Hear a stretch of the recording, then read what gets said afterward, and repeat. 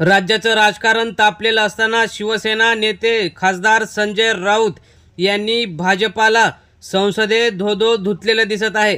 बाप बदलणाऱ्यांनी आम्हाला शिकू नये असा घणाघात संजय राऊत यांनी श्रीकांत शिंदे आणि शिंदे गटाच्या खासदारांना संसदेत अक्षरशः लोळवलं।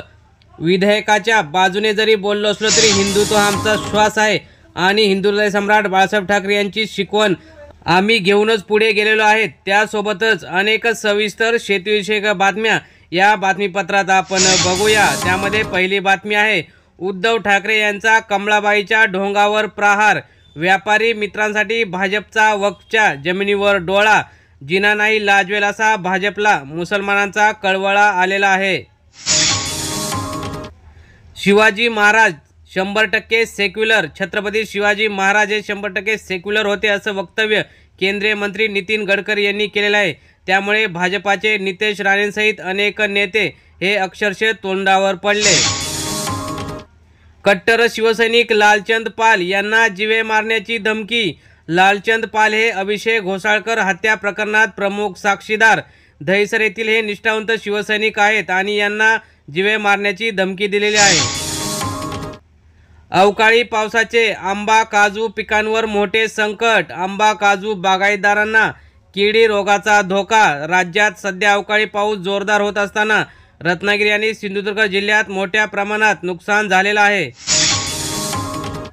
मराठी अभिनेतेची 61 लाखांची फसवणूक, पेड टास्क आणि गुंतवणुकीच्या नावाखाली सायबर ठगाने मराठी हास्य कलाकार सागर कारंडे यांना 61 लाखाची फसवणूक केली। अगोदर आमिष दाखवलं आणि नंतर फसवणूक केली। दीनानाथने पैशांसाठी उपचार नाकारल्याने गर्भवतीचा मृत्यू, पुण्यात रुग्णालयातही माणुसकी मेली।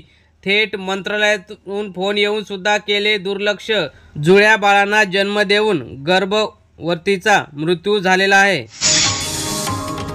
कांदा, मका, ज्वारीच्या पिकांचे नुकसान, अवकाळीमुळे शेतकऱ्यांवर अवकळा, तर 2 दिवसाच्या पावसाने सटाणा, नाशिक, दिंडोरी, कळवण या 4 तालुक्यातील 1300 हेक्टरमधील पिके अक्षरशः आडवी झाली।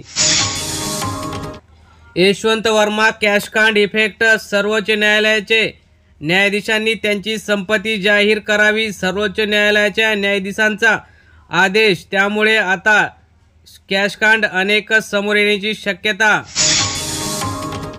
रेल्वे स्टॉलच्या वडापावमध्ये साबणाचे तुकडे खाताना माणसाच्या तोंडाला आला फेस।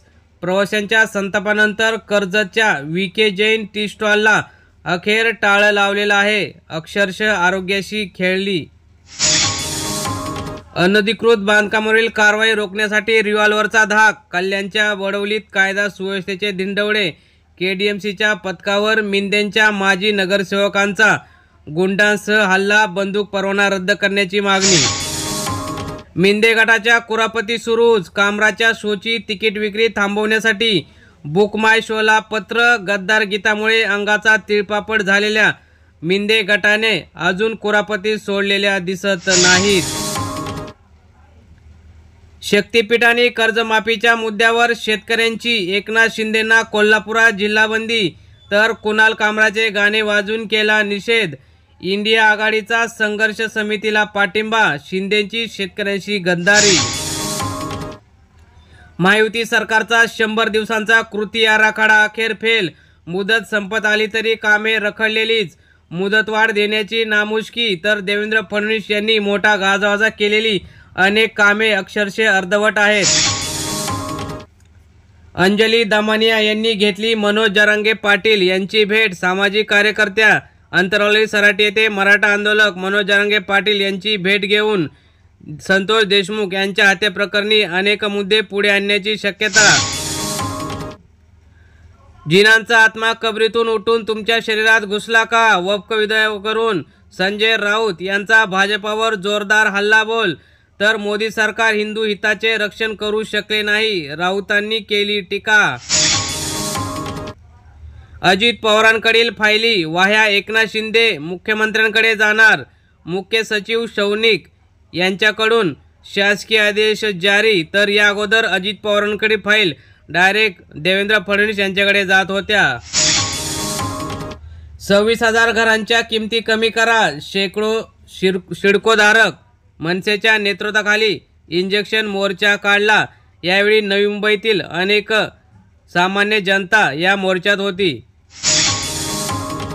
वक्फच्या जमिनीवर भाजपचा डोळा, उद्धव ठाकरेंचा आरोप। तर भाजप नेत्यांची भाषणे जिनांनाही लाजवणारी, वाद पेटवून पळून जायचे हा भाजप आणि RSSचा जुनाच डाव असल्याची सुद्धा उद्धव ठाकरे यांनी केली टीका। निसर्ग उन्नत मार्गाला मुंबईकरांचा प्रचंड प्रतिसाद, रविवारपर्यंत हाऊसफुल्ल। तर ऑनलाईन तिकीट सुद्धा मिळेना, पर्यटकांचा हिरमोड। तिकीट दर भारतीय नागरिकांसाठी 25 तर परदेशासाठी 100 रुपये दर। महाभूमी प्रकल्पातून 76 कोटी 80 लाख महसूल जमा, वर्षभरात 4 कोटी 35 लाख अभिलेख डाउनलोड झाल्याची माहिती। तर शेतकरी बांधवांनो आणि मित्रांनो, ह्या होत्या आजच्या महत्त्वाच्या राजकीय आणि शेतीविषयक बातम्या। अशाच बातम्यांसाठी आपला हा चॅनल सबस्क्राईब करून व्हिडिओ नक्की लाईक करा। धन्यवाद। जय हिंद, जय महाराष्ट्र, जय जवान, जय किसान।